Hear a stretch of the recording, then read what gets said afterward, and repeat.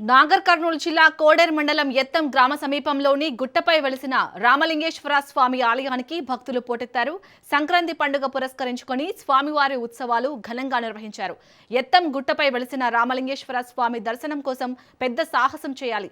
ప్రతి ఏటా జరిగే ఉత్సవాలకు చిన్నపిల్లలు, మహిళలు, యువతీ యువకులు, వృద్ధులు భారీగా గుట్టపైకి తరలివస్తారు. స్వామివారిని దర్శించుకుంటే కోరిన కోరికలు తీరుతాయని గ్రామస్తులు తెలిపారు. కొంతమంది దాతలు గుట్ట కింద భక్తుల కోసం అన్నదానం నిర్వహించారు.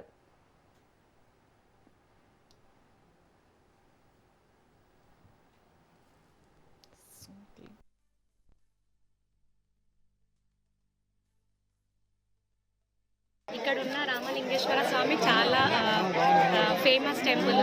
ప్రతి ఒక్కరూ పైకి గుట్టపైకి వెళ్ళడానికే గుట్టల పైనుంచే ఎక్కుకుంటూ వెళ్తారు. మన తెలంగాణలో అతిపెద్ద టెంపుల్ ఇక్కడ ఉన్నది. ఇక్కడున్న రామలింగేశ్వర స్వామి లింగాకారంలో ఉంటాడు. అండ్ ఇక్కడ ప్రజలందరికీ చాలా ఇబ్బందికరంగా ఉంది. సో ప్రభుత్వం పట్టించుకొని కొంచెం హెల్ప్ చేస్తే ఇక్కడ ప్రతి ఒక్కరికి చాలా ఇబ్బంది ఉంది. ఉండడానికి ఫెసిలిటీస్ లేవు, వాటర్ డ్రింకింగ్ ఫెసిలిటీస్ లేవు, ప్రతి దానికి ఇబ్బందికరంగానే ఉంది.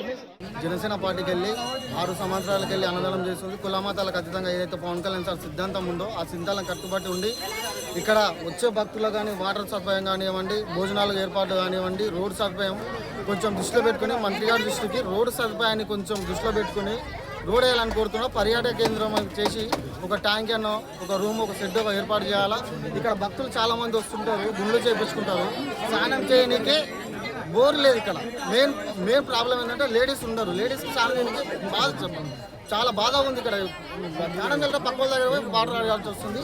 దీన్ని జూపల్లి గారు మన కాన్స్టిట్యూన్సీలో ఉంది కాబట్టి పర్యాటక కేంద్ర మంత్రి గారు ఉన్నారు కాబట్టి దీనికి మంత్రి గారు కొంచెం చొరవ తీసుకొని రోడ్ సదుపాయం చేయాలని కోరుతున్నాం.